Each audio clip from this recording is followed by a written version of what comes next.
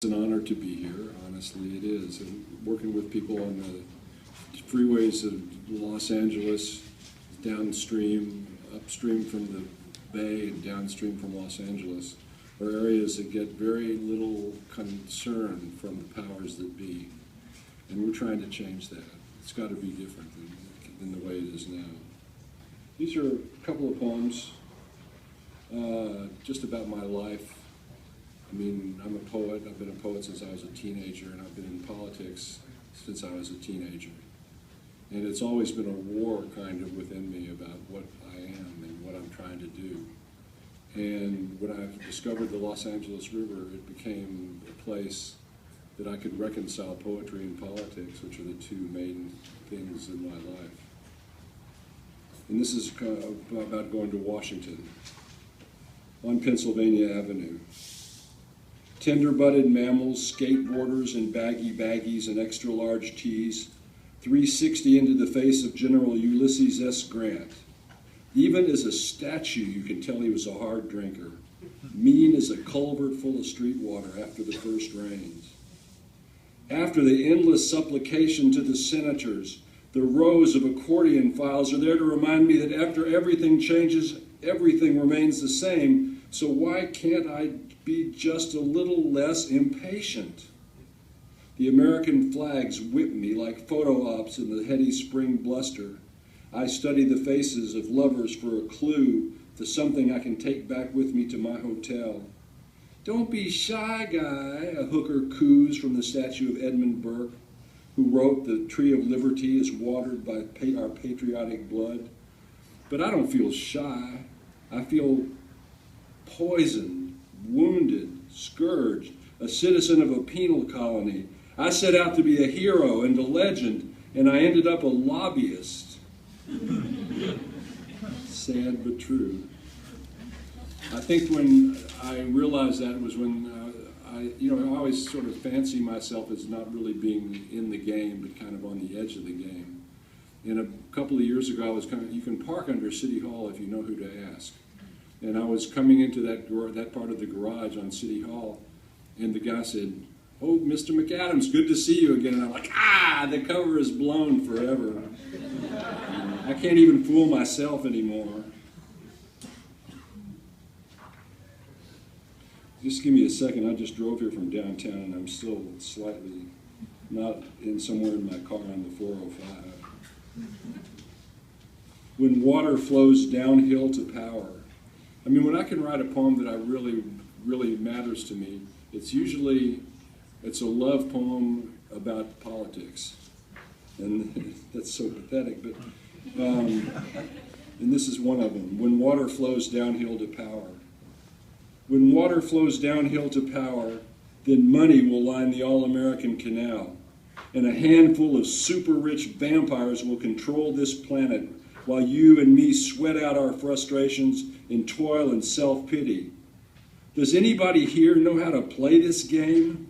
Or is love just a given or a gift, a grace we never noticed or ever learned how to accept? I don't want to die like this.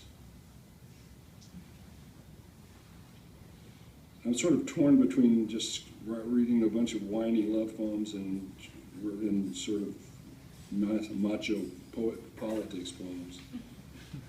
This is one called To Artesia, and this again is sort of right on that cusp. Artesia, maybe you've heard the term artesian wells.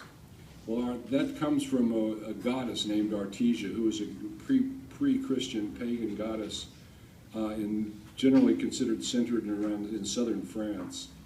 And Artesia has this great skill, which wherever she walks, water springs up from her heels.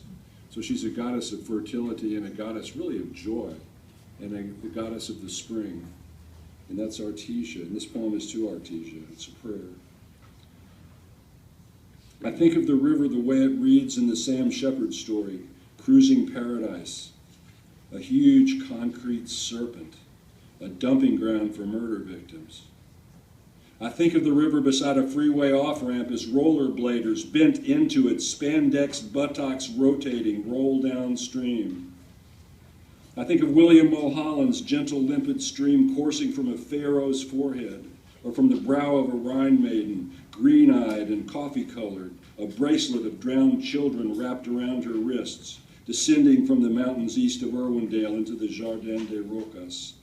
The river is a rigorous mistress, but when you tickle her with your deeds, you can hear her laughing beneath her concrete corset.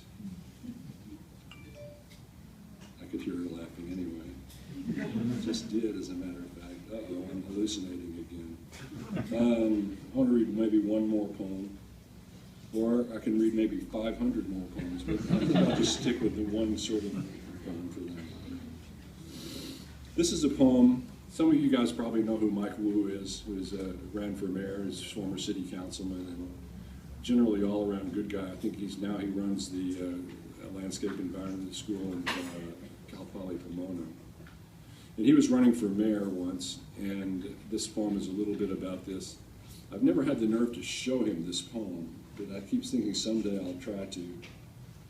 It's called To Stand with Wu. And the hero of this poem is my then 2-year-old son, Tori. I mean, he helped me write this poem, actually. And he helped me to figure out who to vote for, too. That's pretty good for a 2-year-old. I took Tori down to the riverbank so that we could stand in a semicircle behind mayoral candidate Mike Wu as he announced his urban environmental program from behind his solar-powered lectern. Afterwards, Wu came up to me and I introduced him to Tori, who I was holding in my arms. Tori buried his head in my shoulder as Wu tried to lean into his face and greet him eye to eye. Wu's head appeared to balloon, sailing his voice downstream towards Vernon, where the blood from the Farmer John's slaughterhouse is splashed on the river's concrete walls. The next night, as I strolled into the quiet polling place across the street from the Silver Lake Reservoir, I was still trying to decide whether to vote for Wu, who'd been tapped by what was left of Mayor Tom Bradley's coalition, or Nick Patsouris, who was pushing a visionary urban platform, and I was still carrying Tori. I shifted him from arm to arm as I stepped into the booth with my ballot to punch out one or another of the candidates' holes. Who should I vote for, Tori? I wondered, still unable to decide.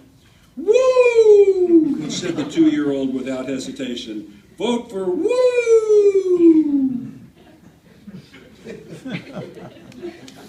All right, maybe one more. Thanks. No, I really can't do it. No, I'll force myself to read another poem here, if I can actually find the one I wanted to read. No, this is tough.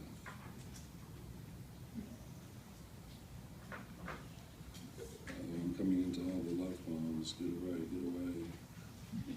This is a short poem here called Mordred. And I will close with this one, even though it's rather dark.